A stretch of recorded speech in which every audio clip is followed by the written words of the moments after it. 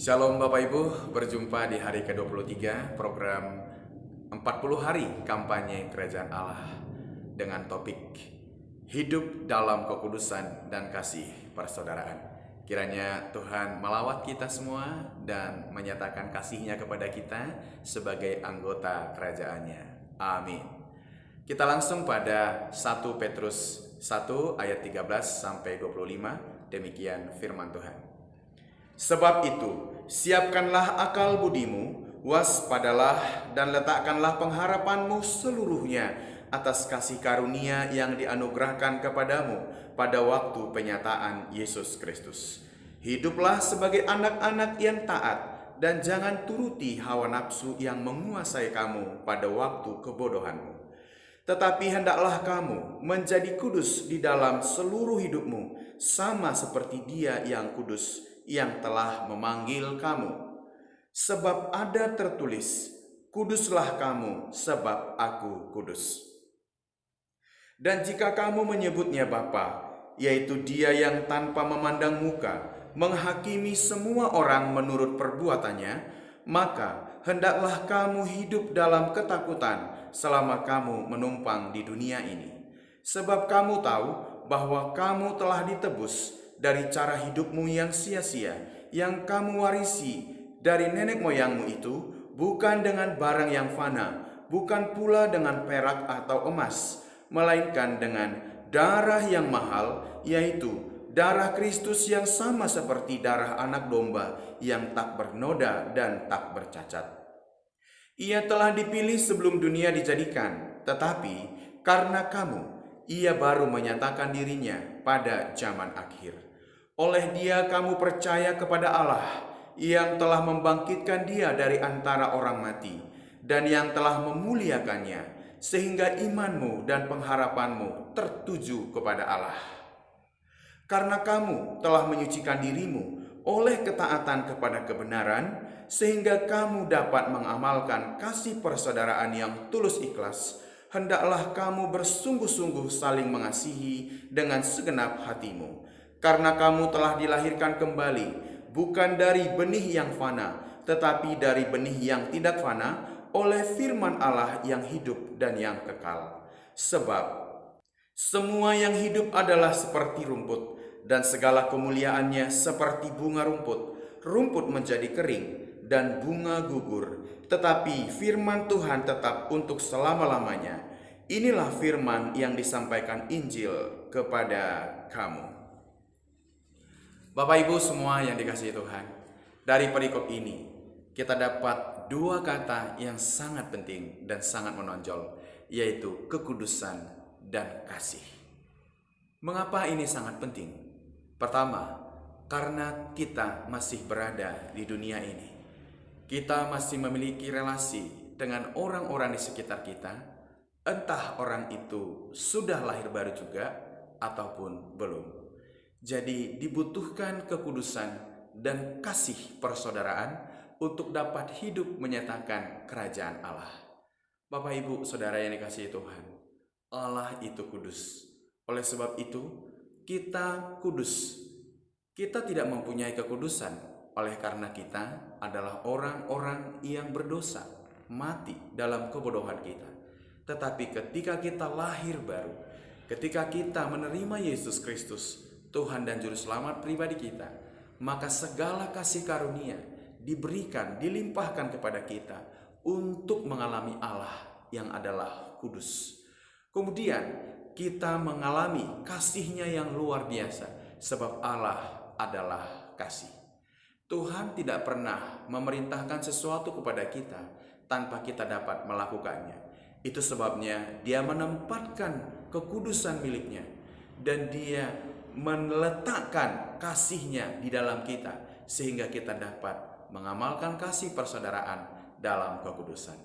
Bapak Ibu, kalau kita hidup sendirian, anggap kita pergi ke hutan atau berada di gua selama bertahun-tahun, kita mungkin akan merasa hidup kita kudus, suci, tidak pernah berbuat jahat kepada siapapun, selalu baik-baik karena sepanjang hari, sepanjang tahun kita ada di gua itu atau ada di hutan itu.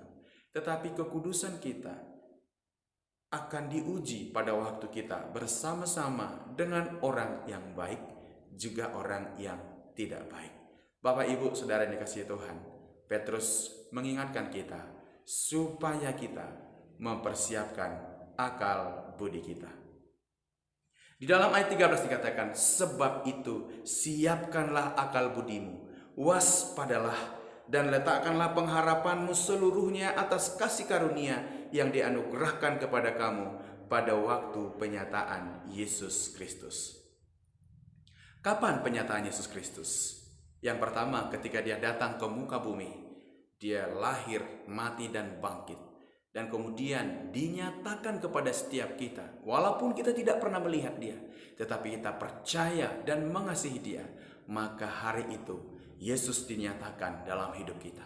Dan kemudian yang kedua, nanti kelak ketika Yesus datang yang kedua kali untuk menjemput orang-orang yang memiliki kehidupan di dalam dia, dan kemudian memiliki iman kepada Yesus, di sana Yesus akan menyatakan dirinya sebagai hakim untuk memisahkan orang-orang yang menyembah dia dan yang tidak menyembah dia, orang-orang yang hidupnya kudus dan hidupnya cemar. Demikian saudara dikasihi Tuhan, hari penyataan Tuhan akan datang.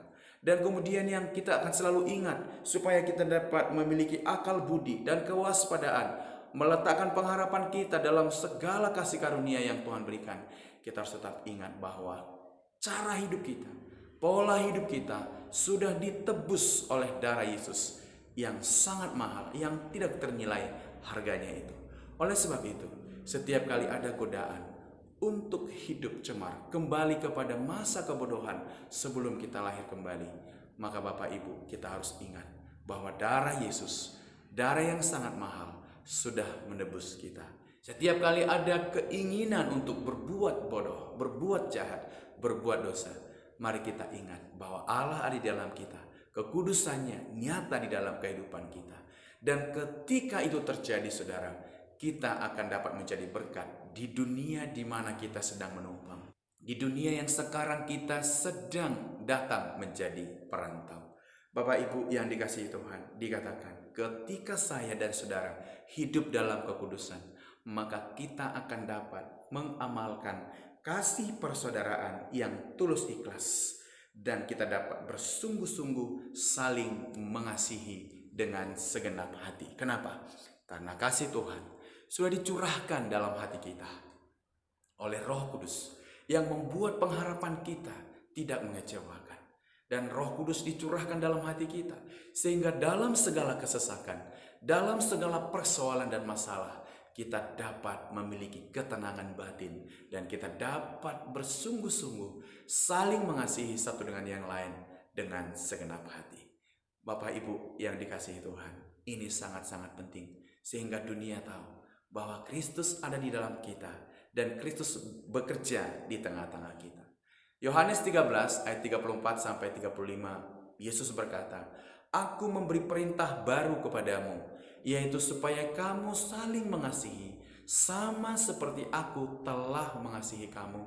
Demikianlah kamu harus saling mengasihi. Dengan demikian dunia akan tahu bahwa kamu adalah murid-muridku." Saudara yang dikasihi Tuhan, mengapa kekudusan dan kasih persaudaraan ini sangat penting? Karena ketika kita berada dengan orang-orang di sekitar kita, entah itu di jemaat lokal, entah itu di keluarga besar kita, di masyarakat yang lebih luas, kita akan selalu menemukan orang-orang yang menyebalkan, orang-orang yang mengecewakan kita. Kita berharap orang ini baik kepada kita, ternyata jahat. Kita sudah mengira orang ini berubah. Kita sudah menyangka bahwa orang ini sudah luar biasa di dalam kasih Tuhan. Mungkin orang ini sudah lama mengalami kelahiran kembali, tetapi kita lihat, kita temukan, kita dikecewakan orang itu. Saudara yang dikasihi Tuhan, disinilah dibutuhkan kasih persaudaraan dan kekudusan. Biarlah Tuhan yang kudus dan yang penuh kasih nyata dalam kehidupan kita. Untuk kita bersabar, untuk kita memaafkan, untuk kita mengampuni. Di dalam kasih ada pengampunan, ada rasa maaf, ada percaya segala sesuatu, mengharapkan segala sesuatu. Saudara, setiap orang punya kesempatan dan peluang untuk gagal. Tetapi yang terdepan adalah kekudusan dan kasih Allah yang bekerja kuat di tengah-tengah kita. Saudara yang dikasihi Tuhan, mari kita wujudkan kerajaan Allah di masa kini dengan cara hidup dalam kekudusan milik kepunyaan Allah dan berjalan di dalam saling mengasihi dengan segenap hati dan kesungguhan yang nyata. Apabila kita merujuk kepada Yesus dengan murid-muridnya sebagai komunitas, saudara, kita temukan bahwa Yesus mempraktekkan hal ini dengan sungguh. Kasihnya tanpa batas, kasihnya tak bersyarat. Juga Yesus tidak mempunyai ekspektasi atau tuntutan apa-apa kepada murid-muridnya. Kalau kita perhatikan, Petrus adalah seorang yang pelin-pelan. Dia mudah untuk percaya tetapi mudah juga untuk mengingkari. Bahkan dia sangat ekstrovert. Dia memotong telinga Malkus pada malam waktu penangkapan Yesus. Dan Yesus tetap melayani Petrus. Hingga di Yohanes pasal 21, isi hati Tuhan bahwa dia dipanggil untuk mengasihi Tuhan dan menggembalakan domba-domba. Itu hal yang luar biasa. Kemudian Thomas ini sangat-sangat sulit percaya, saudara. Kemudian Thomas, orang yang sangat sulit percaya ini, tidak yakin sampai akhirnya Yesus memberi tangan dan lambungnya untuk disentuh oleh Thomas. Kemudian siapa lagi, saudara? Filipus ketika disuruh oleh Yesus untuk mempersiapkan pelayanannya ke suatu desa. Kemudian desa itu atau daerah itu menolaknya. Dan dia berkata kepada Yesus, "Apakah engkau mau supaya aku meminta dan kami meminta api dari langit turun untuk membakar perkampungan ini?" Dan Yesus berkata, "Oh, kamu tidak tahu keinginan Allah. Kamu tidak tahu kehendak Allah yang menginginkan keselamatan bagi semua orang." Wow, muridnya adalah teroris, saudara. Dan Yesus memberikan kesempatan selalu untuk murid-muridnya hidup di dalam kasih dan dalam kekudusan. Kemudian Yudas Iskariot tetap mencuri, tetap mengambil uang dari kas yang dipercayakan kepadanya. Kemudian pada hari kesempatan, dia punya sebenarnya untuk tidak mengkhianati Yesus, tetapi akhirnya dia harus menggenapkan semua tentang dia. Saudara yang dikasihi Tuhan, kita masih dapat melakukannya asal kita tahu bahwa Yesus ada di dalam kita. Kristus dan segala kasih karunia-Nya berlimpah di dalam hidup kita. Demikian, saudara dikasihi Tuhan, biarlah kerajaan Allah nyata di tengah-tengah kita dalam kekudusan dan dalam kuasa kasih-Nya. Haleluya. Amin. Bapa, kami percaya bahwa hari ini Engkau mengajarkan kepada kami untuk hidup dalam kekudusan-Mu dan dalam kasih-Mu. Kami tahu ketika kami lahir baru, Engkau sudah menaruh itu di dalam hati kami, di dalam akal budi kami, dan di dalam pikiran, perasaan, kehendak kami. Oleh sebab itu, bekerjalah Roh Kudus, bekerjalah Tuhan untuk mewujudkan itu nyata dalam hidup kami, seorang demi seorang, di dalam komunitas gereja lokal, di dalam keluarga besar kami, dan di dalam masyarakat yang lebih luas. Dimuliakanlah Yesus lewat praktek hidup kami yang penuh dalam kekudusan dan dalam kasih Kristus. Terpuji Bapa, dalam nama Yesus kami berdoa. Amin.